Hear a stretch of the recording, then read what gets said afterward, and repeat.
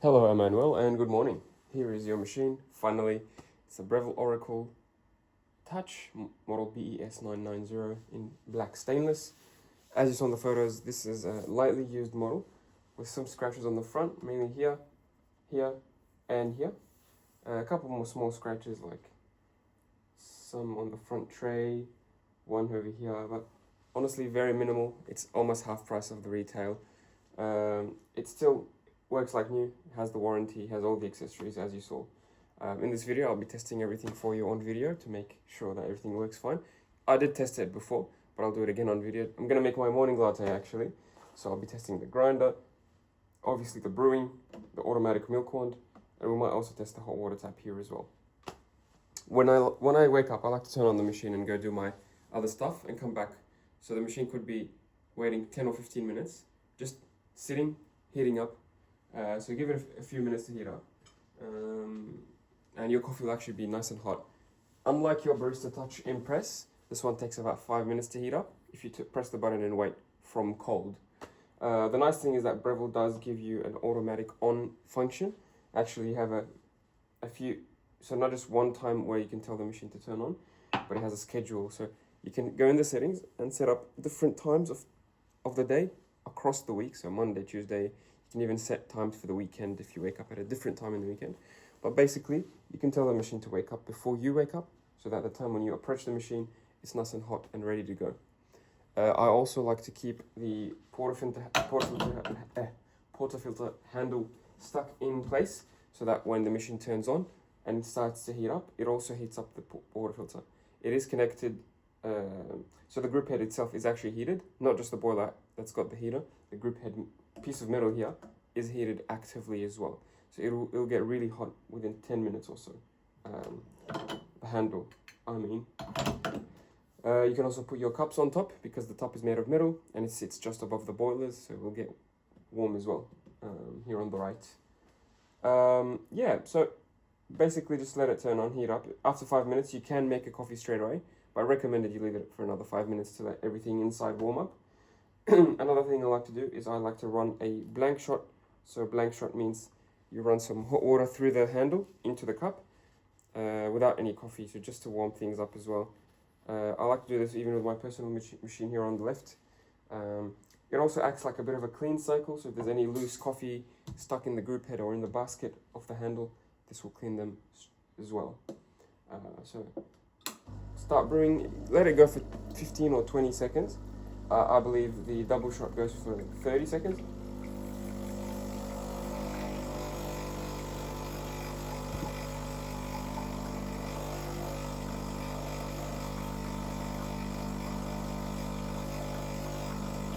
That should be fine. So unlike your Barista Touch and Press, the model here, the brewing goes by time and not by volume. So instead of aiming, so your machine gives you the option of a ristretto and a double plus and whatever. This one actually goes by time. So it'll go by 30 seconds brew, 25 seconds brew, etc. So you'll have to stop it if you think it's running too fast. Just to summarize, this one will go by time on the shots. Your machine will go by volume. The Touch and Press goes by volume.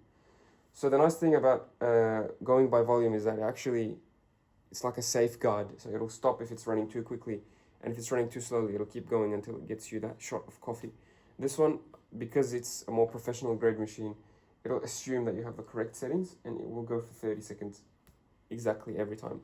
That 30 seconds may give you a perfect shot, but it also may give you too much or too little coffee, based on how the coffee rate is flowing. But we'll see. Let's make a coffee on grind size 20. That's how I received it. So it should be a good grind size. Let's add some beans. And by the way, everything is brand new on your machine. The bean hopper is being used for the first time. It was brand new. The handle, the accessories are all brand new. So it's just that the machine itself was used for a couple of weeks. That's it.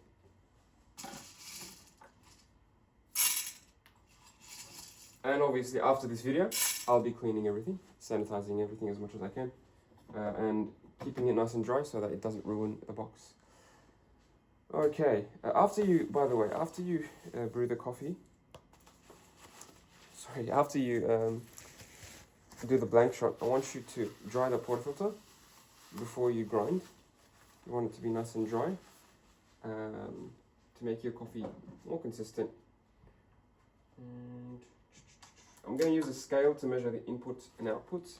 I want to teach you basically just the basics of coffee. I know you already have a coffee machine, but it will make a huge difference. So if you go a really large grind size, you'll get a lot of coffee flow. If you have a very small grind size, you'll have a little bit of coffee flow, and you just have to get it perfect so that your coffee tastes best. The measuring is for just to get the right dose. So the espresso recipe generally is a 2-to-1 ratio. So that means for every gram you grind, you want 2 grams into the cup. So we grind about 22 grams. We want in the cup about 44 grams, okay? And that's what I'm using the scale for, just to make sure that we have the correct input and output.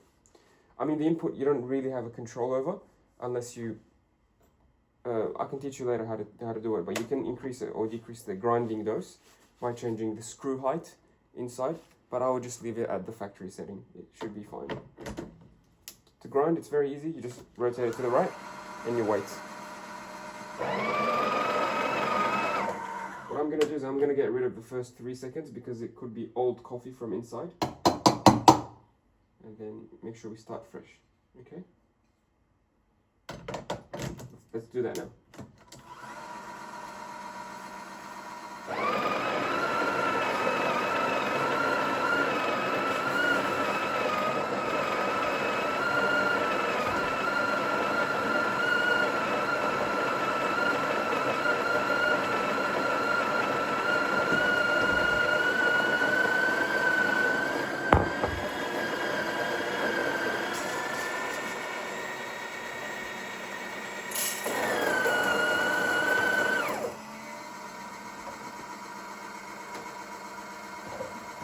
We've run out of coffee, so I had to add a little bit more. Okay. There we go. Perfectly tamped. There's a little bit of loose coffee on the edge, on the rim here. Just get rid of that with your finger. Very easy. And let's measure the weight and see how much we got. Unfortunately, damn it. My scale turned off. But look, generally it's about 22 grams. So just take my word for it. 22 grams into the handle. That means 44 grams should be coming into the cup in 30 seconds. If we get much more than 40 grams, well, much more than 45, so for example, if we get 60 or 70 grams, we need to reduce the grind size to slow it down. And if we got much less than 40 grams, for example, if we get 30, 25 grams, it's too little. We need to increase the grind size to speed it up. So think of the grind size on this machine as if it's the speed of the brew. You also have a hot water tap.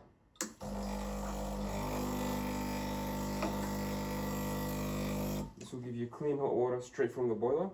It's good for things like making a long black coffee. You can also use it to brew tea bags if someone in your house doesn't drink coffee for whatever reason.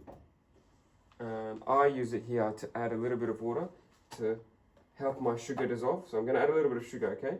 And this little hot water will help the sugar dissolve and mix nicely with my shot.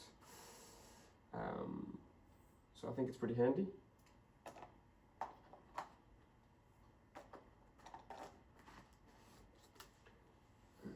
Back. Make sure the scale is back on 0. Mix up the sugar. Or if you add sweetener, or if you add hazelnut syrup or whatever, also recommended you add it before the shot itself to make sure it mixes nicely with everything. Okay. And then let's brew the coffee. And obviously it's a dual boiler, so you can do both at the same time, brew and steam. But let's do one at a time for the sake of the video, okay? So just the double shot. Let's see how it's going in terms of speed. So it should start flowing around the 8-second mark. It does flow around the 8-second mark. It looks like very nice speed. I don't know if you can see it from the video, but it's a nice continuous controlled flow. Looks like golden warm honey. It's not rushing out of the spouts very quickly, but also it's not dripping very slowly. It looks like the perfect speed. I'm pretty happy with that. It might be about 50 grams just by looking at it with my eye, but that's still okay. It looks like a really good shot, man. It's 50 grams. Again, that's fine. A few grams here and there is okay. You probably won't notice the difference between a 40 gram and a 45 gram shot and a 50 gram shot. But once you get into like 60, 70, 80 mils, it starts to get more diluted, more burnt tasting, more acidic. And if you go too low, below 35, you might start to taste it more darker, more too strong, too concentrated. But yeah, I would call it an excellent shot. We could have stopped it maybe 2 seconds early, but again, it doesn't really matter. I'll leave it there. I think it's a good size to start with. If you use similar beans to what I'm using Aldi medium beans. By the way, Aldi medium beans or Aldi beans in general are the only brand I would buy from a supermarket. Every other supermarket brand is not as good. Every other supermarket brand will give you rubbish results because they're not fresh when you buy them. Aldi is the only one that it's like freshly roasted, and by the time you get it from Aldi, it's only a few weeks old. But anyway, that's a different topic. Yeah, so it looks like a good shot.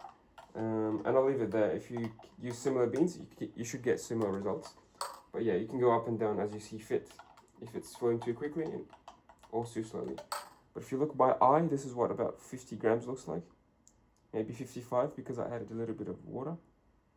But yeah, you can even make coffee without using the scale if you know what 40 grams looks like by eye. So you don't have to waste your time on turning on the scale, etc. Make sure you mix all the crema and all the flavors.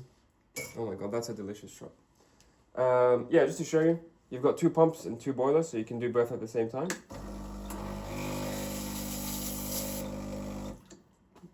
What I'm going to do next is I'm going to grab my milk jug. I'm not going to use your milk jug, I'm going to use mine so that yours can stay nice and clean in the box. I'm going to fill the jug about halfway here with full cream milk, or just below halfway. Starting with a cold milk is better because it gives the machine more time to froth. I prefer full cream just for the flavor, but obviously you can use oat milk and almond and all these things. You can use the machine in manual mode on the steamer. So if you push it down, it gives you the option to select your temperature and froth level. If you push it up, it'll just give you steam without any temperature control or froth control. You have to do it manually. So in manual mode, you can pretend to be a barista and froth your milk manually. Control the froth level by raising or lowering the jug and stopping it whenever you feel it's too hot to the touch. Automatic, obviously, is how the machine is designed. So I'll use it there. It says froth level, I'll stop it at 60 degrees, okay? I prefer it at 60 degrees. And froth level number 8. Number 9 is the maximum. 1 is closer to a flat white or a latte. 8 is closer to a cappuccino, so I'll use that one. Try to keep the jug in the middle. And in the meantime, you can use this time to clean the machine, okay?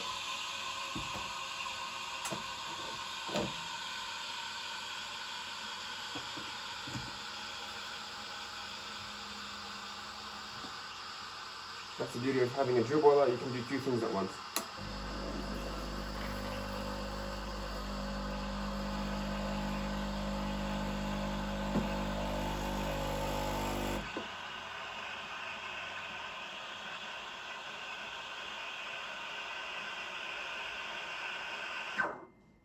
Perfect.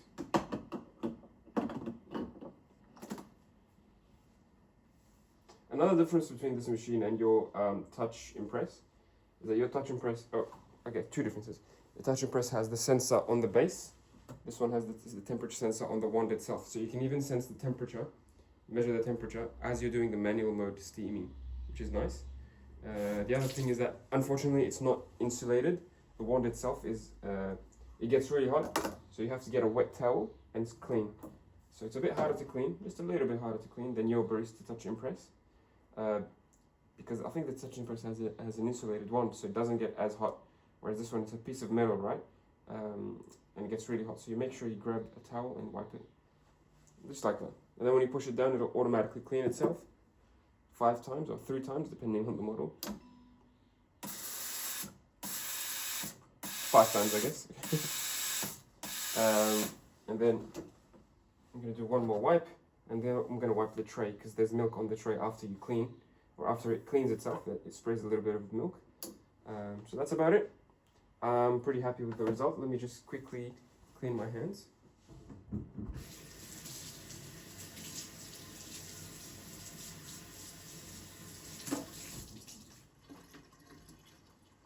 Okay. So, let's see what we got. Got a really nice smooth milk texture. I'm going to knock it on the counter to break any big air bubbles, then swirl it around. And do this a few times until the surface is nice and smooth.